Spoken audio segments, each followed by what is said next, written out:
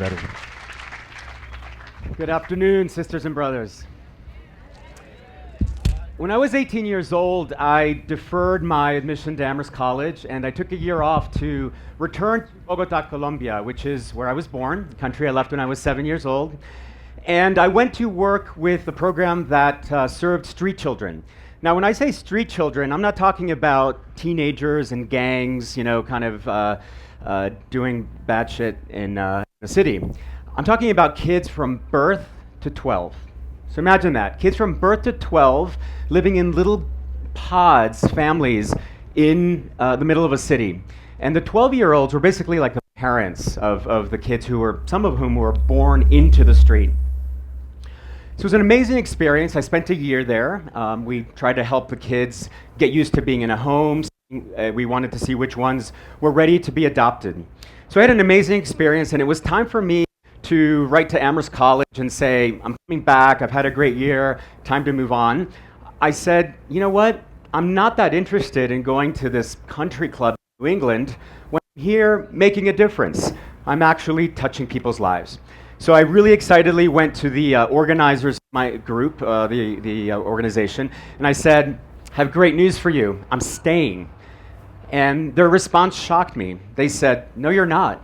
You go to college and you work on the systems issues, the big picture causes of why these kids are on the streets in the first place.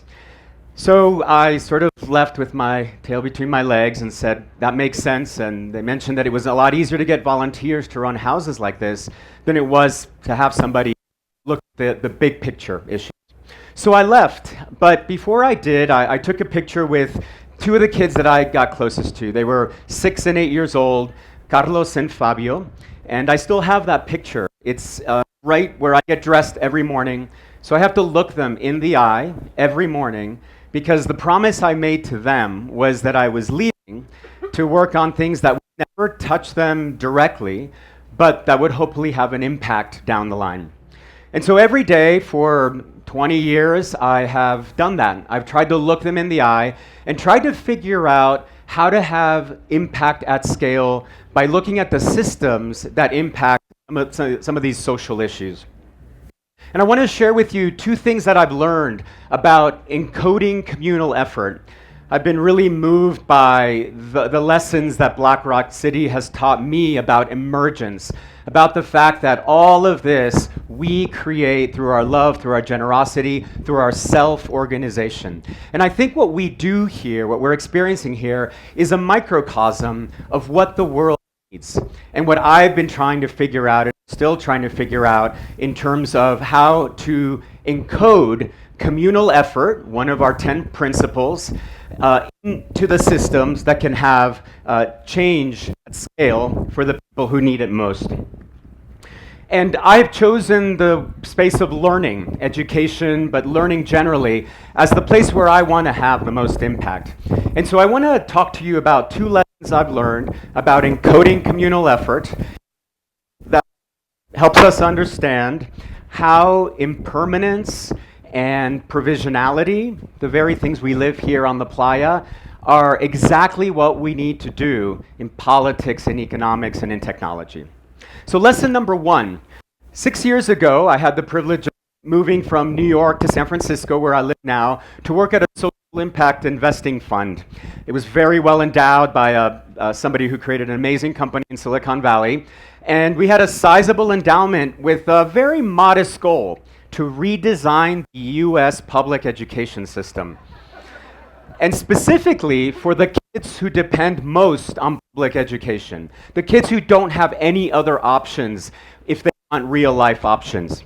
And so I was asked to create the strategy for this fund, and given that we had a lot of money and a lot of clout and everybody returned my calls and thought my jokes were funny, I was able to go around the world and ask people, how do complex systems change? How do educational systems change?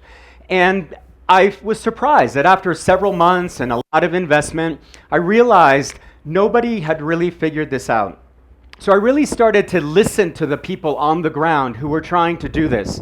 And what I discovered was that the leaders in districts and states and schools who are trying to transform public education in the US aren't asking for fancy frameworks and a bunch of training tools.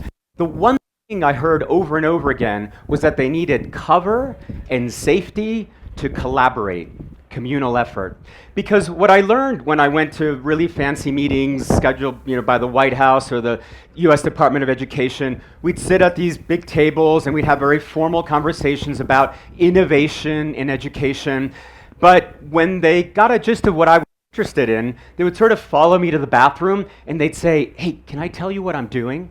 And they would confess to me that they were literally either brushing up against or breaking the law as they tried to do the right thing for kids. Now, how gross is that? That laws sometimes get in the way of the innovation that these constant meetings and summits talk about. And so what I learned was that these leaders needed the safety to recreate their systems through emergent collective effort. They needed the permission to do that. And so what I learned through listening to them and also through the great coaching of a systems theorist called Margaret Wheatley, I highly recommend her work, is that systems, complex systems, are not machines. They're organisms. Like BlackRockCity is an organism. And so whether it's governance or public health or education or our economy, these systems are organisms that have a birth, a life, a maturity, but also a death. And so often when we try to transform our societies, we tweak old systems. When we actually have to do is realize what these leaders realized, and that is that they have to do two jobs at once. Number one, act as hospice workers to systems that have to be put to a dignified death, and midwives to something that's being born, that's emergent and unknowable. So every day, these leaders that I worked with did these things. They were putting something to death and they were giving life to something, and nobody got that. Nobody created the space to do this. We created an 8-state innovation lab network. It's now 11 states, and it's become an incredible R&D innovation hub for our government and indeed governments from around the world. And so by just letting them do what they do, we've been able to watch their practice, watch their emergence, watch their self-organization, and laws are being changed. The White House is giving waivers to these states to do some amazing things. It's working. Collective effort, emergence, having impact at scale. Lesson number 2. 2.5 years ago, I co-founded a big data technology company in Silicon Valley called Declara. And what we're doing is bringing together cognitive neuroscience and artificial intelligence to try to understand how learning happens and how people organize and how we can predict some of the ways in which people are organizing themselves and learning so that we can accelerate and deepen that kind of collaboration. Exactly the kind of collaboration that we saw in this Innovation Lab Network. If for whatever reason you're not following that, it's just basically what Amazon and Netflix are doing for ad placement and recommendations, putting a cognitive frame behind it to really understand how are people collaborating. And what we've learned from that experience is that just as the leaders in the Innovation Lab Network needed safety for their innovation, what technology and social networks and big data analytics need is intent. Right now we have fairly banal ways of connecting to one another, sharing with one another, but the technologies that we have are too powerful for that, right? They can actually help us detect patterns when we know what people are trying to do. And so we've created this platform that helps people across the world who are working in learning collaborate, and we're tracking everything that they're doing so that we can recommend to them what's going to help them. And we've learned some amazing things. In Australia, for example, a country that has completely redesigned its education system to serve the kinds of needs that I was talking about earlier, through the pattern detection that we've done, we've seen things happen by professionals that are contradicting public policy. So big data, the emergent analytics around collaboration are actually showing us things that were invisible and now have been made visible. And this is actually informing national policy.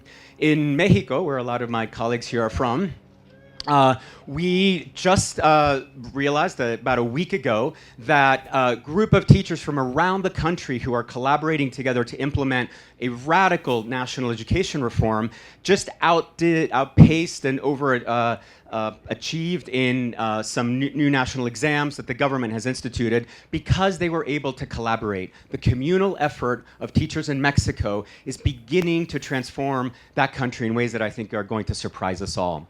And so what we're seeing there is also impact at scale. How many of you are also trying to have impact at scale, whether at work or in your personal lives? Are you trying to change the world in your own small way? Awesome. Not surprised that all of us are. Now, I want you to think. So my inspiration for the ways I've learned about emergent collaboration were Carlos and Fabio, those two kids that I left in Bogota. Who is that for you? Who is the person who represents for you the reason why you do what you do? So what I want to do is encourage you to go big, because it's really important that we do these small grassroots effort, these tokens, the kind of gifting that we do here all day long. At the same time, those need to add up if we're actually going to do more than create beautiful exceptions. Beautiful exceptions are beautiful. Great charter schools, great teachers, innovation in healthcare. But how are we going to change the systems that are dying and need to be born again? We're going to do that, I think, and I'm learning, by enabling the kind of collaboration that we're seeing in the Innovation Lab Network, and by using technology in smarter ways, in ways that actually capture our intent. What are we trying to do? And so what I encourage you to do, what I'm trying to do every day, is to try to figure out, how can I go big on behalf of Carlos and Fabio? How can you go big on behalf of the things that inspire you and that you care about?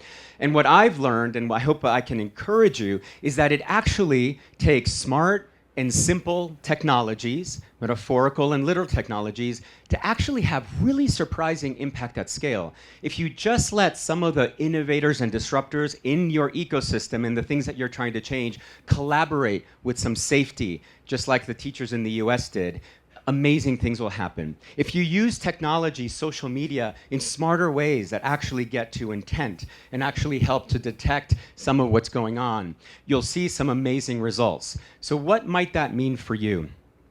I know that for me, it's incredibly gratifying to be able to look at the picture of Carlos and Fabio, where I get dressed every morning, and feel like, imperfectly, but the best that I can look them in the eye and say, this is still about you.